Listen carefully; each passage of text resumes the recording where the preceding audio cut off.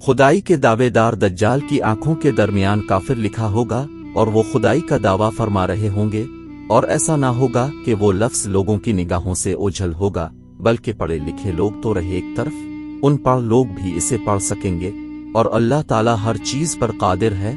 वो दज्जाल अकबर की आंखों के दरमियान इस तरह लफ्ज़ काफिर लिखने पर मुकम्मल कुदरत रखता है कि उसे दुनिया का कोई साबुन और केमिकल ना मिटा सके, और वो इस बात पर भी कादिर है कि उन पढ़ लोगों में पढ़ने की सलाहियत पैदा कर दे।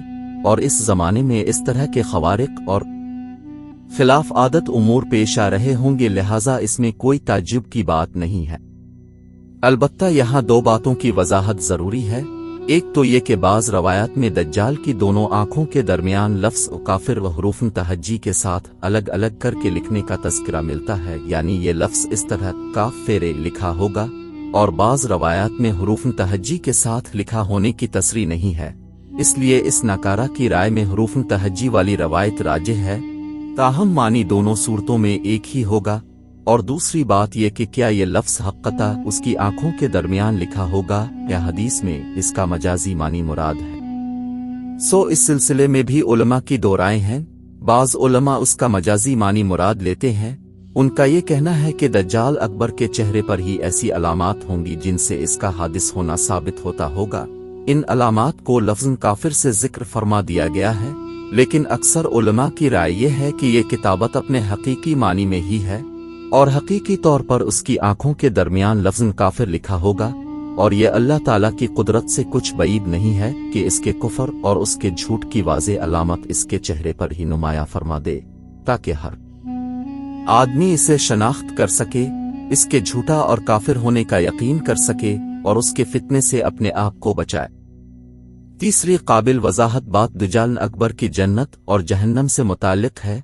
अल्लाह ताला जब किसी को ढील देता है तो उसकी रस्सी खूब दराज कर देता है, और जब इसे सजा देने का इरादा फरमा लेता है तो इस रस्सी को खींच लेता है। दज्जाल अकबर जब खुदाई का दावा करेगा तो अल्लाह ताला इसे भी ढील देगा, हत्ता कि दज्जाल अपने साथ जन्नत और जहन्नम को लिए फिरता होगा। जब किसी पर अपना इनाम करना चाहेगा तो उसे अपनी जन्नत में दाखिल कर देगा, जो दर हकीकत अल्लाह ताला की जहन्नम होगी, और जब किसी को सजा देना चाहेगा तो उसे अपनी जहन्नम में दाखिल कर देगा। बज़ाहिर वो भड़कती हुई आग होगी, लेकिन हकीकत में अल्लाह ताला की जन्नत होगी। लोग जब उसके साथ जन्नत और जहन्नम को देखेंगे तो खौफजदा होंगे और इस पर ईमान लाने लगेंगे, खास तौर पर जब वो ये देखेंगे कि जिन लोगों ने दज्जाल को अपना रब नहीं माना, दज्जाल ने उन्हें भड़कते हुए शोलों की नजर कर दिया, वो मजीद मरूब हो जाएंगे।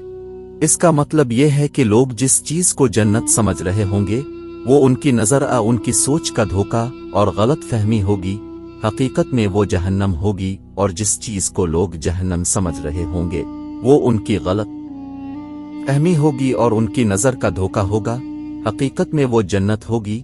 इसीलिए नबी ने फरमाया, अगर किसी आदमी को दज्जाल का जमाना मिल जाए और वो आजमाइश में पड़ जाए तो उसे चाहिए कि बेखटके दज्जाल की जहन्नम में छलांग लगा दे। वो आग इसके लिए इसी तरह ठंडी और सलामती वाली बन जाएगी जैसे हजरत इब्राहीम अलैहिस्सलाम के लिए बन गई थी, और इसे इससे कुछ नुकसान ना होगा। लेकिन अगर वो इसकी जन्नत में कूद गया तो समझ लेना चाहिए कि इसने बहुत घाटे का सौदा किया और वो खसारे में पड़ गया। रही ये बात कि क्या वाकई दज्जाल के साथ जन्नत और जहन्नम होंगे, ये नेमत और राहत और सजा व तकलीफ से किनाया है। इस सिलसिले में मुहद्दिसीन ने दो राय इख्तियार की हैं। जिन मुहद्दिसीन ने पहली राय को तरजीह दी है, उनका कहना यह है कि अल्लाह ताला अपनी कुदरत से दज्जाल को जिस जन्नत और जहन्नम पर हुक्म चलाने का मौका अता फरमाएगा, इसकी ज़ाहिरी और बैरूनी हालत तो दज्जाल की ख्वाहिश के मुताबिक ही रहेगी, लेकिन अंदरूनी और हकीकी कैफियत इसके बरक्स होगी। इसलिए नबी के फरमान का मफहूम यह है कि इस मौके पर इंसान अपनी आंखों पर एतमाद न करे, बल्कि नबी के हुक्म पर एतमाद करे, अपनी बसारत को एक तरफ रख दे और ईमानी बसीरत से काम ले। और बाज़ मुहद्दिसीन ने दूसरी राय को तरजीह दी है। उनका यह कहना है कि जो लोग दज्जाल को रब मान कर इस पर ईमान ले आएंगे, दज्जाल उन पर अपने इनाम व इकराम की बारिश बरसा देगा, यूं उनकी दुनिया भी जन्नत बन जाएगी।